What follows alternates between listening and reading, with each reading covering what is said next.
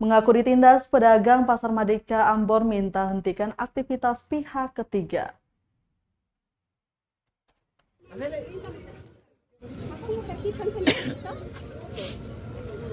Para pedagang di pasar dan terminal Merdeka Ambon tak ingin lagi ada pihak ketiga yang mengatur pusat perdagangan terbesar di kota Ambon itu. Pasalnya pihak ketiga yang diduga oknum PT Bumi Perkasa Timur atau BPT sering menindas dan mengancam para pedagang.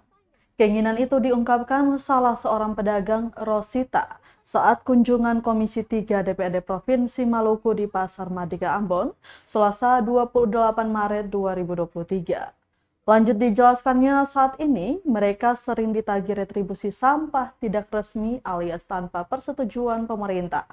Ada pula pembayaran parkir barang jualan di badan jalan pasar senilai Rp15.000, serta pembongkaran dan pembangunan lapak dalam Terminal Merdeka oleh Asosiasi Pedagang Pasar Merdeka Ambon atau APMA seenaknya. Padahal dirinya telah berjualan selama 17 tahun.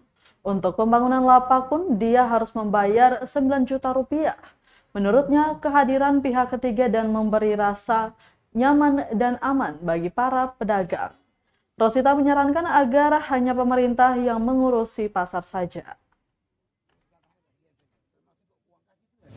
Uang kas dari Paguyuban. Ini dia pun ketua. 3.000 satu hari. Tiap hari? Terus ibu dong mau tetap bertahan di sini ataukah ibu dong butuh tempat yang layak? Mau tempat yang layak. Nah, karena itu gini. TV1 mana TV1? TVRI?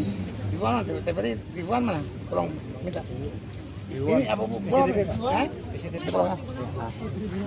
Jadi ini kan persoalan mereka menjadi persoalan yang memang sangat rumit.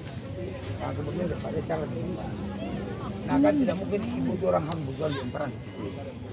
Ini karena hanya ini tidak ada lokasi, kemudian ibu orang harus pergi ke terminal. Nah, harapan ibu kepada pemerintah.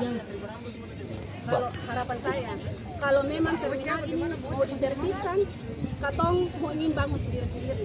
Kalau memang ditertibkan, toh? Katong dana dari pemerintah.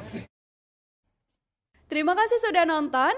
Jangan lupa like, subscribe, dan share ya.